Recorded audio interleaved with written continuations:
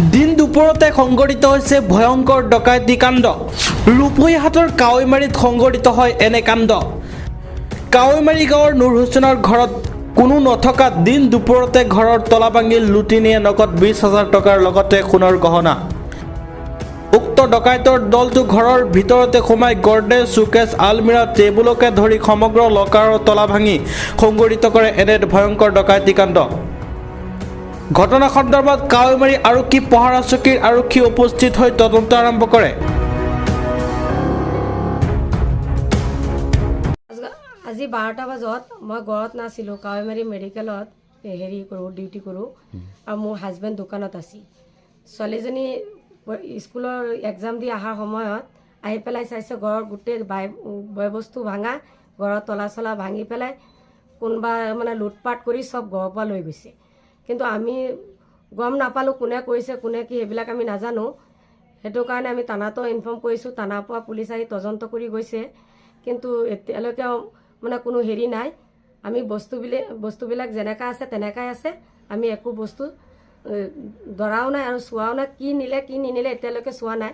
কিন্তু যোনটো কাঠৰ ডয়াৰ আছিল সেইটোত 20,000 টকা এটা আছিল আৰু গডৰেজত আধা ভৰি সোণৰ এযোৰ কাণফুলি আছিল। সেই দুটা বস্তুৱে আমি পোৱা নাই। বাকী বস্তুখিনি আমি তদন্ত কৰিলে গম পাম।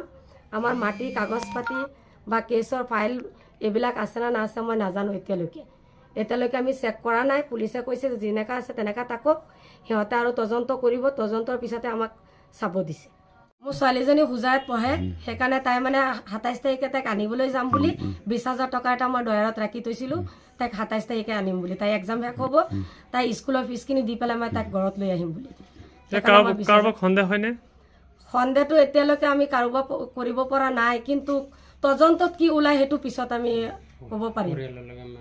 এনেতো ধৰক পৰিয়ালৰ লগতো হাই কাজিয়া চলি আছে, কেছ মামলা চলি আছে, কিন্তু দেখা নাই যদি কেনেকা ক'ম। যদি কিবা তদন্তত কি ওলাই চাই লওঁ আমি।